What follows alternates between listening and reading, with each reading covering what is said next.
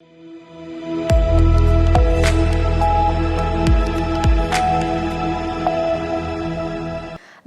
स्वागत है आपका। देख रहे हैं आप सी न्यूज भारत। आपके साथ मैं हूं इशिता तिवारी। रुक करेंगे खबरों की तरफ।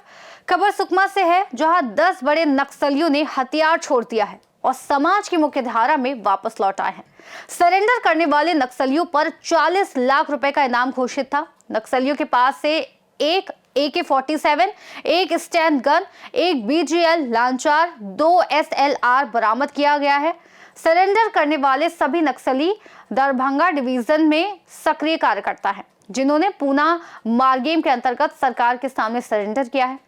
नक्सलियों ने IG Bastar, SP Sukma, CAPF और अन्य वरिष्ठ प्रशासनिक और पुलिस अधिकारियों व सर्व आदिवासी समाज की उपस्थिति में सुकमा पुलिस लाइन परिसर में आत्मसमर्पण किया है।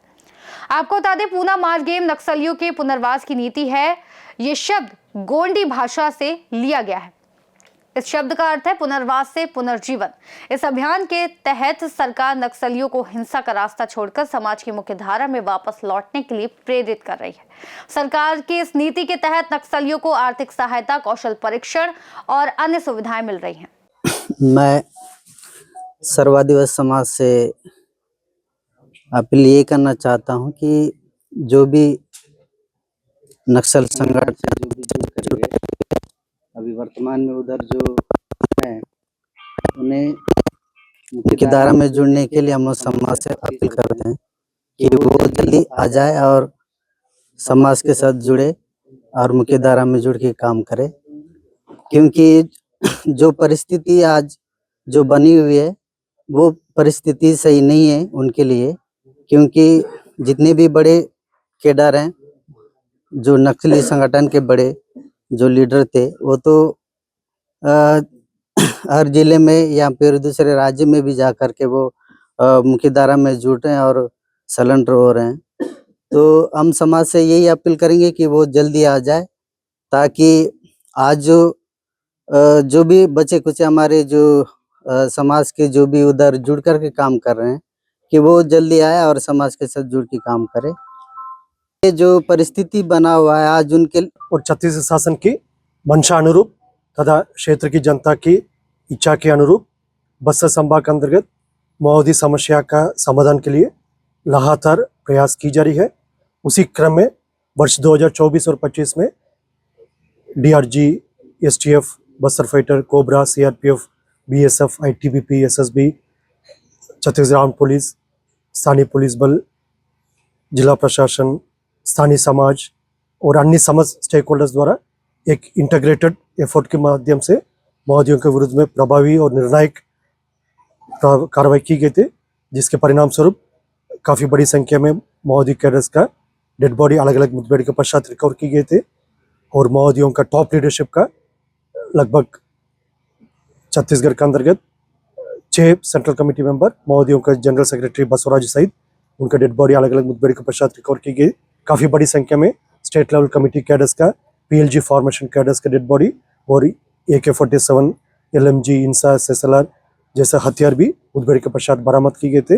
अनेक नवीन सुरक्षा कैंप स्थापित कर इलाका विकास कार्य को गति दी गई थे और क्षेत्र में एक सकारात्मक वातावरण निर्मित करने के लिए लगातार प्रयास जारी रहा। इन सब परिस्थिति को देखते हुए अभी हाल फिलहाल में काफ़ी बड़ी संख्या में माओवादी कैडर, जिसमें टॉप लेवल के cadres, central committee members, state level committee members, DKSLC cadres, PLG formation cadres, उन्होंने भी हिंसा त्याग कर समाज की मुख्य धारा में लगातार शामिल होते आ रहे हैं। पुनः मार्गम, पुनर्वास से पुनर्जीवन हमारा एक पहल है। उसी के तहत अक्टूबर महीने में आप सब लोग ने देखा है, संभाग मुख्यालय जबलपुर में 210 माओवादी कैडर, जिसमें central committee member, DKSLC level के कैडर्स और अन्य PLG फॉर्मेशन कैडर्स ने 153 हथियार के साथ समाज में मुख्य धारा में शामिल हुआ। उसके पश्चात कांकेर में, बीजापुर, सुकमा, दंतेवाड़ा, कोंडागांव, नारायणपुर सभी जिला मुख्यालय में लगातार माओवादी कैडर द्वारा समाज की मुख्य धारा में शामिल होते आ रहे हैं। और उसी क्रम में आज दिनांक 12 दिसंबर में जिला सुकमा के मुख्यालय में माओवादी कैडर्स 10 की संख्या में, जो दरबार डिविजनल कमेटी और PLG बैटालियन नंबर 1 के कैडर्स है, उन्होंने AK-47 एक संख्या में है और 2 संख्या में SLR राइफल, एक स्टैंड गन और एक बीजी लॉन्जर सहित समाज की मुख्यधारा में शामिल होने के लिए सामने आए थे। उन्हें शासन की ओर से हमने स्वीकार किया और समाज भी इधर उपस्थित होकर उन्हें स्वागत किया। आज के इस अवसर पर मेरे साथ जिला सुकमा के पुलिस अधीक्षक Shri Kiran Chauhan, collector Sukma Shri Devesh Dhruw, DIG CRPF Sukma sector Shri Anand Singh, इधर का एडिशनल एसपी, अन्य अधिकारीगण सब लोग उपस्थित रहा। और आज के कार्यक्रम में टोटल 10 माओवादी कैडर जिनके ऊपर 33 लाख के नाम है। यदि रैंक वाइज यदि हम देखे जाएगा उसमें एक CYPC का कैडर है मीडियामी बीमा जो PLGA बटालियन नंबर 1 का प्लेटून कमांडर है, और एक ACM गंगा है जिनके ऊपर 5 लाख के इनाम है। और टोटल ACM लेवल का 2 कैडर्स है, एक CYPC लेवल का कैडर्स है, 2 LOS कैडर्स है, 3 पार्टी सदस्य है, और PLG प्लेटून नंबर 26 के कैडर और PLG प्लेटून नंबर 31 के कैडर। इस प्रकार टोटल 10 माओवादी कैडर आज समाज के सामने पुनर्वास होने के लिए सामने आए थे। और शेष अन्य जो माओवादी कैडर जिसमें बार बार हम नाम भी लेते हैं, यदि सेंट्रल कमेटी मेंबर हो या पोलिट ब्यूरो मेंबर हो या DKSS लेवल का कैडर्स हो या PLG फॉर्मेशन कैडर्स हो, अक्सर ये नाम सामने आते हैं। बारसे देवा जो वर्तमान में PLG बटालियन नंबर 1 का कैडर है और कमांडर के रूप में सक्रिय है, और पापाराव साउथ सब जोनल ब्यूरो का प्रभारी है। और इसके अलावा अन्य जो डिविजनल लेवल के कमेटी मेंबर्स है, एरिया कमेटी मेंबर्स है, PLG कैडर्स है, सबके पास मात्र एक ही विकल्प अभी शेष रह गई, हिंसा त्याग करके समाज की मुख्यधारा में शामिल होने का। उसके अतिरिक्त उनके पास कोई और ऑप्शन नहीं है। इसलिए समय को अनावश्यक लंबा ना खींचकर सही समय पर सही निर्णय लेकर तत्काल समाज की मुख्यधारा में शामिल होने के लिए सामने आने से बेहतर होगा। नहीं तो जिस तरीके से लगातार कार्रवाई जारी है, जो क्षेत्र की जनता का जान माल रक्षा करने के लिए हमारा सुरक्षा बल सदस्य सभी तत्पर है, सभी एक संकल्प के साथ काम कर रहा है। इसलिए अभी सही समय उनके पास निर्णय लेकर समाज की मुख्यधारा में शामिल होने से बेहतर होगा। अन्यथा हमारा सुरक्षा बल सक्षम है इलाका को सुरक्षित रखने के लिए और प्रभावी रूप से अभियान संचालित करने का। और इस घटनाक्रम में जो जिला सुकमा के जो समाज के प्रमुख लोग हैं उनका भी काफी बेहतरीन उनकी भूमिका रहा। उन्होंने समाज की ओर से बार बार संदेश भी देते रहा जो माओवादी कैडर्स को, अभी क्योंकि अधिकतम जो कैडर्स है इस इलाका का स्थानीय क्षेत्र का भी है, समाज के माध्यम से उनके परिजन, उनके ग्रामीण के माध्यम से लगातार संदेश भी देते आया है। उसके परिणाम आज 10 की संख्या में जो माओवादी कैडर जो 5 हथियार सहित आज पुनर्वास के लिए सामने आए हैं। जी सर, बस्तर में जाएगा नॉर्थ सब जोनल ब्यूरो है जो इंदिरावती नदी के उत्तरी क्षेत्र है, जिसमें नॉर्थ बस्तर डिवीजन, माड division, east Bastar division, Keshkal division और गढ़चिरौली डिवीजन, ये 5 डिवीजन अभी लगभग क्लियर हो गई है। मात्र कुछ गिने चुने कैडर्स अभी उस इलाके में अभी सक्रिय है। उस संबंध में भी लगातार हम सूचना आधारित कर आगे कार्रवाई कर रहे हैं। और दूसरा साउथ सब जोनल ब्यूरो जिसमें 3 डिवीजन आते हैं, west Bastar division, south Bastar division और दरबा डिवीजन, उसमें भी अभी हाल फिलहाल में साउथ बस्तर डिवीजन का भी सेक्रेटरी मुचा कीरा उन्होंने पुनर्वास कर लिया है।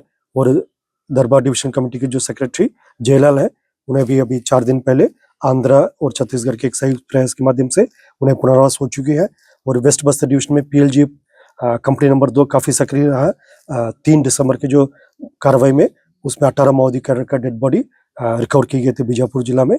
और मात्र अभी PLG बटालियन नंबर 1 का कुछ कैडर्स है, थोड़ा भी संख्या उनका है, उसके भी बार बार हम लोग अपील लगातार यही करते आ रहे हैं। उनके पास भी एक ही विकल्प है और समय ज्यादा बचा नहीं है, सही समय पर निर्णय लेकर वो भी मुख्यधारा में शामिल होने से बेहतर होगा। और टॉप लेवल कैडर्स के बारे में यदि देखा जाएगा, एक समय में CPM माओवादी संगठन का 45 की संख्या में सेंट्रल कमेटी पोलिट ब्यूरो मेंबर्स हुआ करते थे, लेकिन ये संख्या कम होते होते अभी आज की डेट में मात्र ऐसा 6 पोलिट ब्यूरो मेंबर और सेंट्रल कमेटी मेंबर जो शेष रह गई है।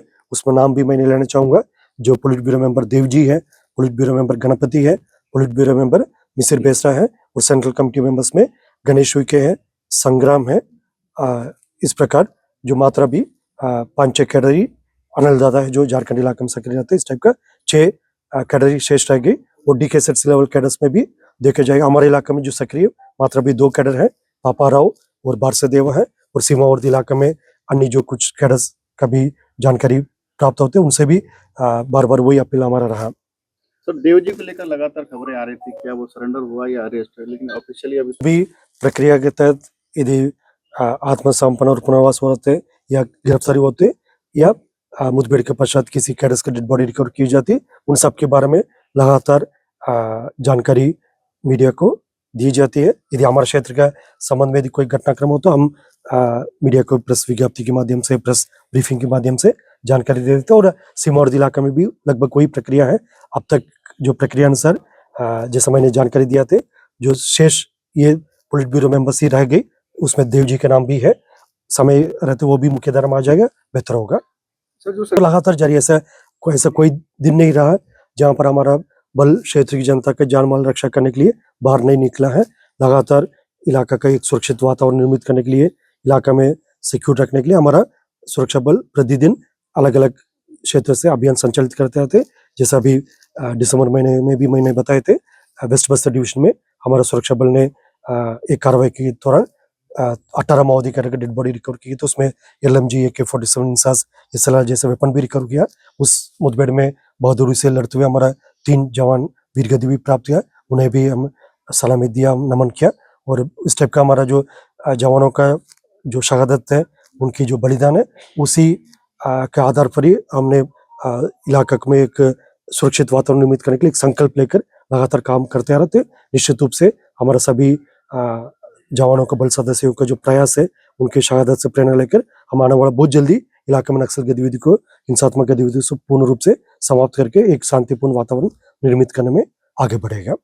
सुकमा से सी न्यूज संवाददाता चंद्रशेखर साहू की रिपोर्ट। फिलहाल इस खास रिपोर्ट में इतना ही। देश और दुनिया की तमाम बड़ी जानकारियों के लिए देखते रहिए सी न्यूज भारत।